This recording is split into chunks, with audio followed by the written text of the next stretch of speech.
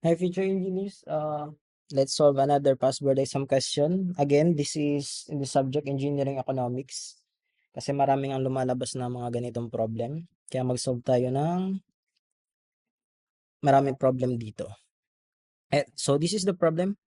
If 25,000 pesos is deposited now into savings account that earns 8% per year, what uniform annual amount could be withdrawn at the end of each year for 10 years so that nothing would be left in the account after the 10th withdrawal?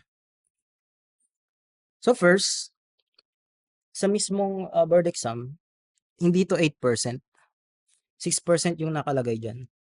So, erroneous yun. Kinorek ko na siya ngayon. Now, sinabi na naman dito what uniform annual amount could be withdrawn at the end of each year. So again, annuity. Formula for annuity yung gagamitin natin.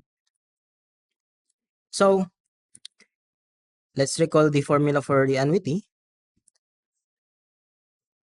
This is P is equal to A times 1 plus I raised to N minus 1 all over I times 1 plus I raised to N. Now, kung i-drawing natin yung cash flow,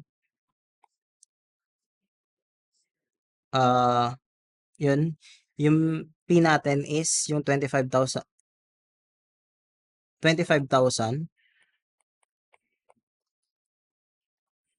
na din-deposit at year 0.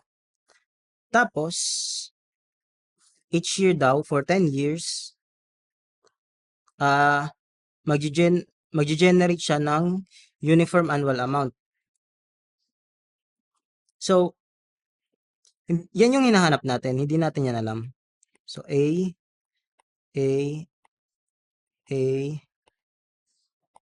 so on, hanggang 10.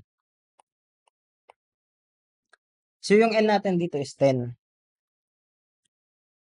Now, solve na natin using yung formula. So, 25,000 is equal to A, yan yung hinahanap natin, times yung I natin dito is 8%, 1.08. I-add na natin. Raised to 10 minus 1 all over 0.08 times 1.08 raised to 10. Tapos, yun, manipulate lang natin. 25,000 times 0.08 times 1.08 raised to 10 all over 1.08 raised to 10 minus 1.